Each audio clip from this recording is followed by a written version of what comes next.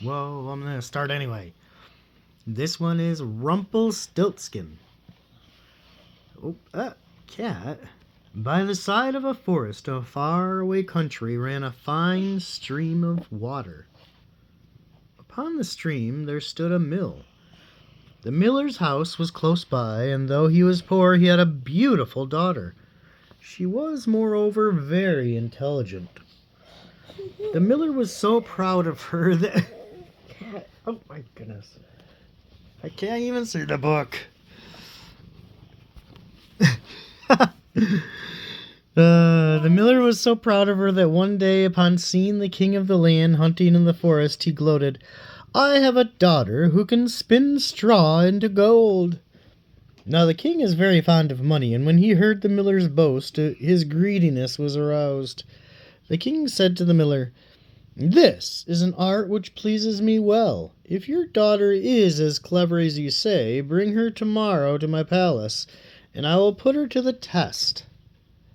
Ooh.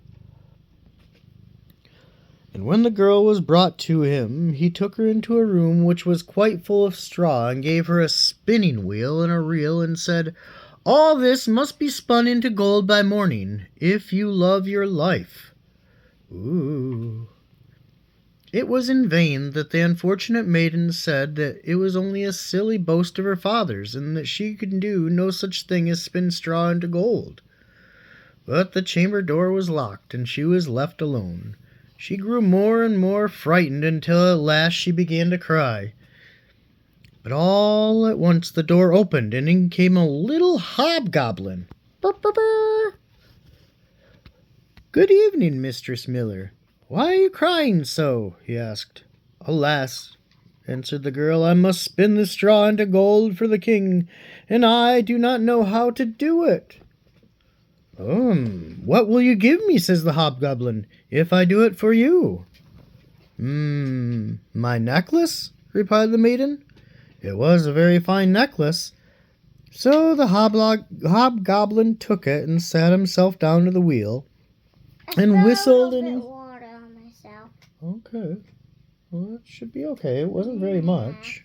You'll be all right. Well, the hobgoblin took it and sat himself down at the wheel and whistled and sang the song. Round about, lo and behold, reel away, straw into gold. And round about the wheel went merrily, and the work went quickly done, with a whir, whir, whir. So it went on until morning, and when all the straw was spun into gold. And by daybreak the king was already there, and he saw the gold. And he said, "Oh my goodness, so much gold!" He didn't really say that. Yeah. Well, he was astonished and delighted, but his heart only got greedier. Ah!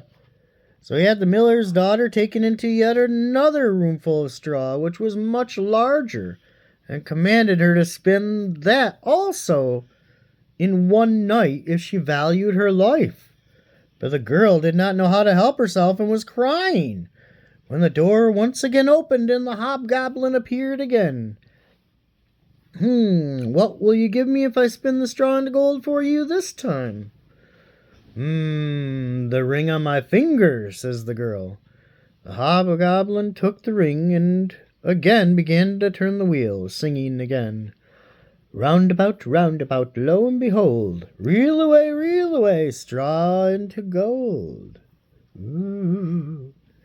Well, by morning he had spun all the straw into glittering gold. The king rejoiced beyond measure. Cat. To see all the glittering treasure. But still he did not have enough.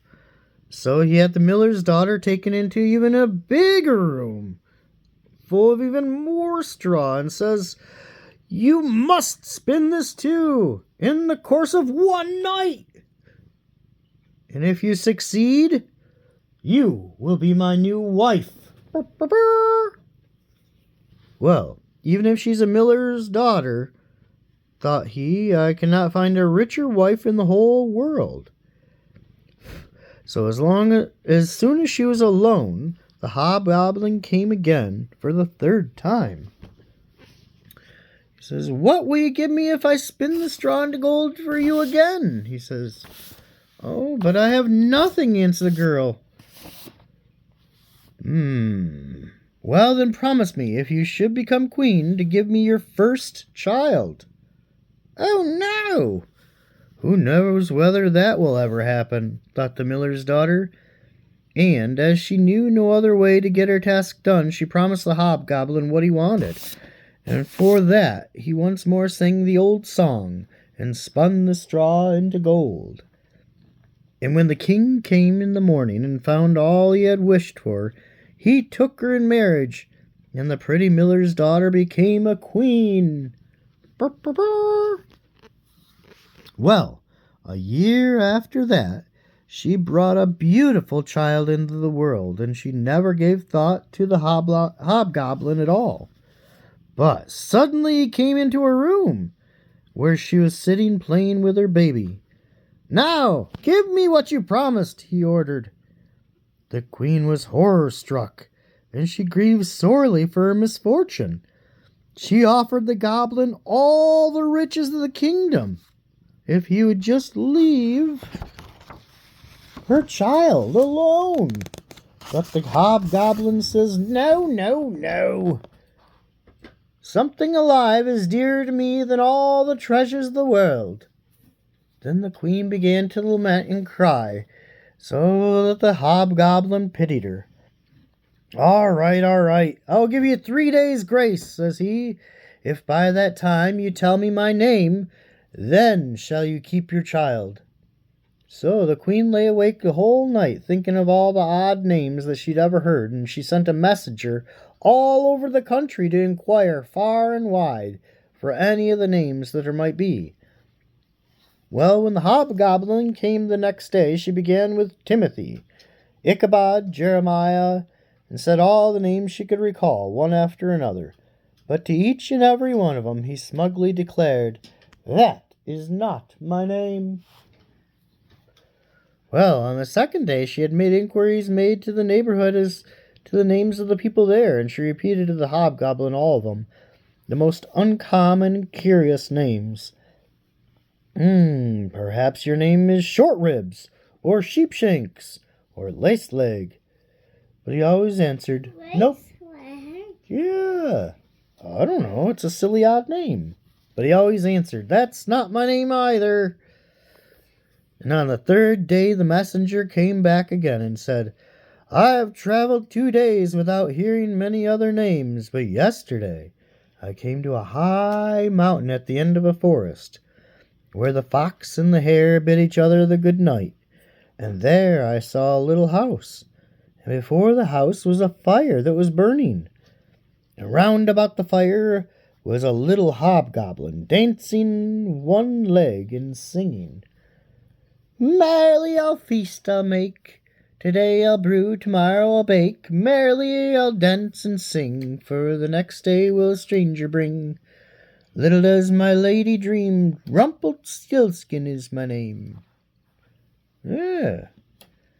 When the queen heard this, she jumped for joy, and as soon as the hobgoblin came, she sat down on her throne, with all the court around her, and the nurse stood by her side with the baby in her arms, as if it was quite ready to be given up. Well, the hobgoblin began to chuckle at the thought of having the poor child to take home with him to his hut in the woods, and he cried out, "Now, lady, what's my name?" "Is it John?" she asks. "No, madam." "Is your name Harry?" "No, madam." "Could your name be Rumpelstiltskin?" says the queen slyly. "Some witch told you that! Some witch told you that!" cried the hobgoblin, and dashed his right foot in rage so deep into the floor that he was forced to lay hold of it with both of his hands to pull it out. Wow! That was a pretty strong leg, huh? Smashed right into the ground. And then he made off as best as he could, while the nurse laughed, and the baby just cooed. Oh, he must have been really turbo angry, huh? Well, and that is the end of that, huh? But we didn't know what else happened. Nothing. He just left. Because she knew his name. Yeah, and that's the end. Good night.